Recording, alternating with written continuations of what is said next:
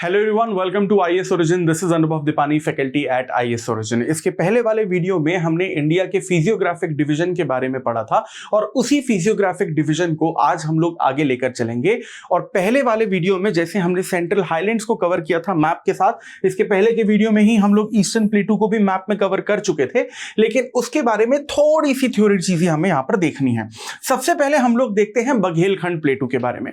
तो बघेलखंड प्लेटू जो है आपके, वो बुंदेलखंड प्लेटू यानी नॉर्थ मध्य प्रदेश और साउथ मध्य प्रदेश के जो कनेक्टिंग पॉइंट है उससे ईस्ट की तरफ पड़ता है। और इस बघेलखंड प्लेटू में अगर हम लोग देखें तो सारा का सारा ये जो रीजन है ये लाइमस्टोन से बना हुआ है। लाइमस्टोन को अगर हम लोग हिंदी में या आम भाषा में चूना पत्थर बोलते हैं। और जैसा कि हमें पता है कि सीमेंट बनाने के लिए लाइमस्टोन एक बहुत इंपॉर्टेंट रॉ मटेरियल होता है, इसीलिए बघेलखंड के प्लेटू के आसपास आपको सीमेंट फैक्ट्रीज इंडिया की बहुत ज्यादा देखने को मिलती हैं, क्योंकि रॉ मटेरियल यहीं पर अवेलेबल सबसे ज्यादा है।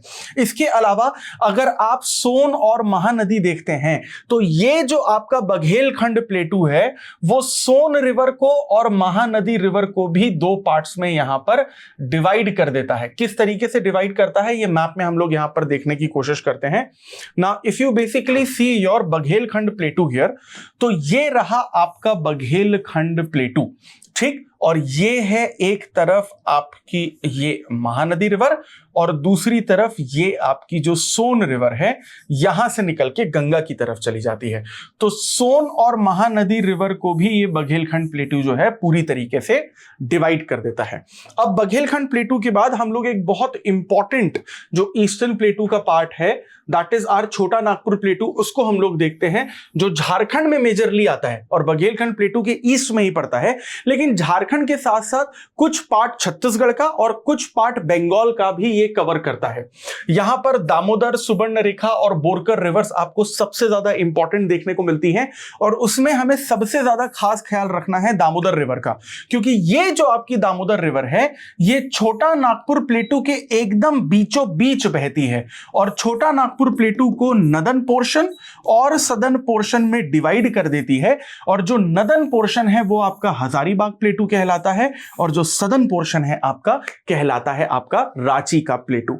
इसके अलावा अगर हम लोग इसके और कुछ देखें तो छत्तीसगढ़ प्लेन जो है, ये छत्तीसगढ़ प्लेन पूरा का पूरा आपका छत्तीसगढ़ स्टेट का जो रीजन है इसी के अंडर आता है, जिसमें रायपुर, बिलासपुर, दुर्ग और जो भिलाई स्टील प्लांट जो शहर जिसके लिए फेमस है वो पूरा का पूरा भिलाई इस छत्तीसगढ़ प्लेन में आता है। वहीं अगर हम लोग दंडकारण्य रीजन की बात करें तो दंडकारण्य रीजन आपके छत्तीसगढ़, ओडिशा और तेलंगाना के बॉर्डर रीजन पे आता है। डेसिडुअस फॉरेस्ट आपको यहां पर सबसे ज्यादा देखने को मिलते हैं। आई एम सो सॉरी, जिसका मतलब यह है कि गर्मी के दिनों में जिन पेड़ों से पत्ते झड़ जाते हैं या पतझड़ का मौसम जिन जंगलों में आपको सबसे ज्यादा देखने को मिलता है वो आपका डेसिडुअस फॉरेस्ट कहलाते हैं। अब यहां पर फॉरेस्ट इस दंडकारण्य रीजन में इतने ज्यादा हैं, इसलिए आपको इस रीजन में नक्सलिज्म की प्रॉब्लम भी ज्यादा देखने को मिलती है, but that is not the part of geography, that is the part of your GS paper 3 internal security.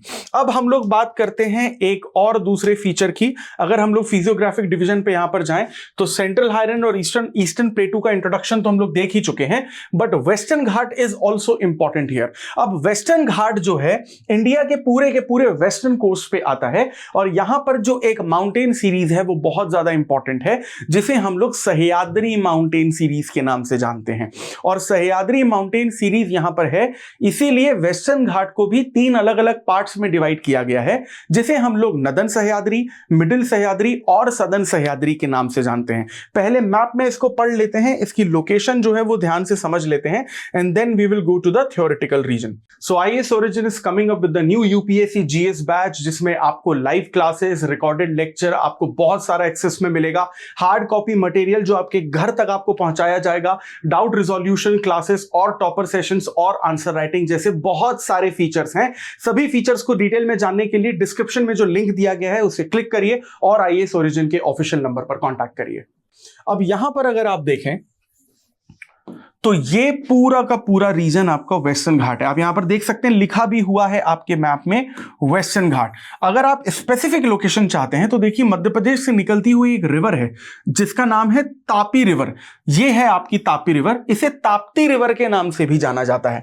और ये ताप्ती रिवर से लेकर पूरा का पूरा जो आपका वेस्टर्न इंडिया है, इसको अगर आप साउथ इंडिया तक कन्याकुमारी तक लेकर जाते हैं तो ये जहां पर मैं ब्लैक कलर से ड्रॉ कर रहा हूं ये रेंज, यही कहलाती है आपकी पूरी की पूरी वेस्टर्न घाट। अब इस वेस्टर्न घाट को 3 अलग अलग पार्ट्स में डिवाइड किया जाता है। और कैसे डिवाइड किया जा रहा है, क्या उसके फिजियोग्राफिक डिवीजन है, अब हम लोग जरा इसको देखने की कोशिश करते हैं। देखिए तापी रिवर से ही आपके वेस्टर्न घाट की जो कहानी है वो शुरू होती है। और इसको समझने के लिए हम लोग एक छोटा सा मैप बना लेते हैं इंडिया का, आधा अधूरा सा। मध्य प्रदेश में तापी रिवर जहां से निकलती है और जब वो अरेबियन सी में बहती है, जैसा हम लोगों ने अभी मैप में देखा, तो तापी रिवर से अगर आप थोड़ा सा साउथ की तरफ आते हैं तो 16 डिग्री लैटिट्यूड जो है, तापी रिवर से 16 डिग्री लैटिट्यूड कहलाता है आपका नदन सह्याद्री का रीजन। वहीं 16 डिग्री लैटिट्यूड से 11 डिग्री लैटिट्यूड तक आपका मिडिल सह्याद्री का रीजन कहलाता है। और उसके बाद अगर आप 11 डिग्री से लेकर कन्याकुमारी के रीजन तक जाते हैं तो वो आपका बेसिकली सदर्न सह्याद्री का रीजन कहलाता है। अब अगर हम लोग इसमें तापी रिवर में यानी नदन सह्याद्री में देखें तो इसकी जो हाईएस्ट पीक है वो है काल सुबाई, इसे काल सुकुबाई के नाम से भी जाना जाता है। ये आपकी नदन सह्याद्री की हाईएस्ट पीक है।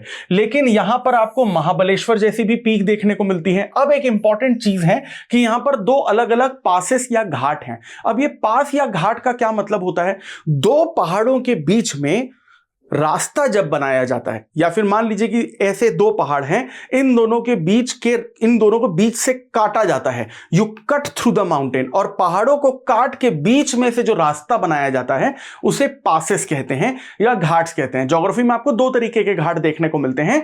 एक होता है आपका रिवर वैली जिसे नदियों का घाट कहा जाता है, और फिर पहाड़ों को काट के जो रास्ता बनाया जाता है उसे भी घाट कहा जाता है पासेस में। तो जो नदी वाला आपका जो घाट आता है वो आप जियोमॉर्फोलॉजी में हैं, लेकिन जो आपका पहाड़ों को काट के जो आपका घाट बनाया जाता है वो आप ट्रांसपोर्टेशन ज्योग्राफी में पढ़ते हैं। तो यहां पर 2 ऐसे पासेस या घाट आपको देखने को मिलेंगे, थाल घाट और बोर घाट। थाल घाट जो है वो मुंबई को कनेक्ट करता है नासिक से, और जो आपका बोर घाट है वो मुंबई को कनेक्ट करता है पुणे से। बाला साहब ठाकरे की जब सरकार हुआ करती थी महाराष्ट्र में, व्हेन ही वाज अलाइव, तो उनकी सरकार ने ये मुंबई से नासिक और मुंबई से पुणे का जो बेसिकली पास है वो बनाया था, और उनकी गवर्नमेंट की सबसे बड़ी अचीवमेंट भी कही जाती है इसे। वहीं अगर 16 डिग्री से लेकर 11 डिग्री लैटिट्यूड तक हम लोग देखते हैं तो ये पूरा का पूरा रीजन कर्नाटका का रीजन आ जाता है, और ये मिडिल सह्याद्री के नाम से जाना जाता है। और कर्नाटका के इस रीजन को हम लोग कुद्रेमुख हिल्स के नाम से भी जानते हैं।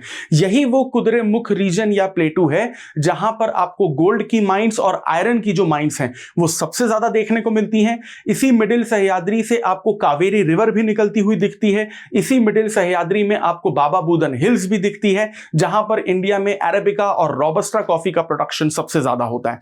और वहीं अगर हम लोग थोड़ा सा उसके और साउथ की तरफ चलते हैं तो 11 डिग्री लैटिट्यूड से लेकर कन्याकुमारी तक हमें सदर्न सह्याद्री देखने को मिलता है। अब इंटरेस्टिंग पॉइंट यह है कि आपका ये जो सदर्न सह्याद्री है ये फिर से 3 अलग अलग रेंजेस से मिलकर बना होता है, जिसे हम लोग नीलगिरी हिल्स, अन्नामलाई हिल्स और कार्डमम हिल्स के नाम से जानते हैं।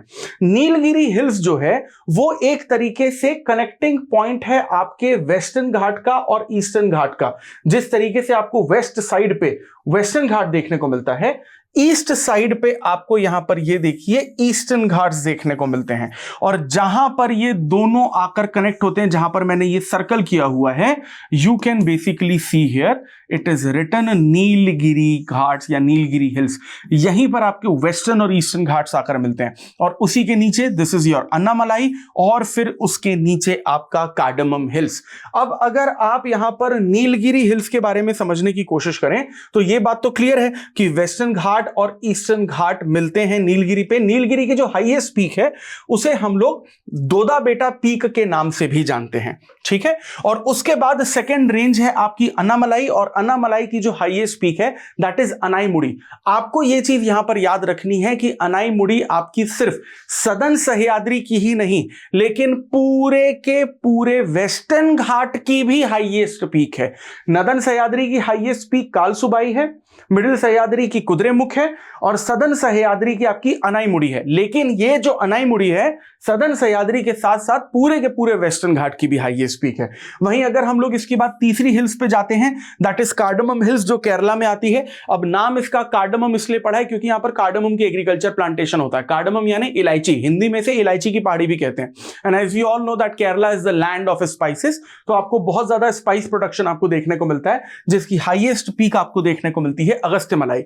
लेकिन इस कार्डमम हिल में केरला में आपको एक और घाट या गैप या पास देखने को मिलता है जिसे हम सेनकूथा गैप कहते हैं। अब यही सेनकूथा गैप कार्डमम हिल्स को अन्नामलाई हिल से भी अलग करता है और मदुरई को त्रिवेंद्रम यानी कि तिरुवनंतपुरम से भी जोड़ता है। तो इसी तरीके के इंपॉर्टेंट टॉपिक्स को अगर आप आसान भाषा में और डिटेल में समझना चाहते हैं और अपनी यूपीएससी सिविल सर्विसेज एग्जामिनेशन की प्रिपरेशन को और इजी बनाना चाहते हैं, so for that please stay tuned with IAS origin, like share and subscribe this channel. I will see you in the next video. Thank you very much.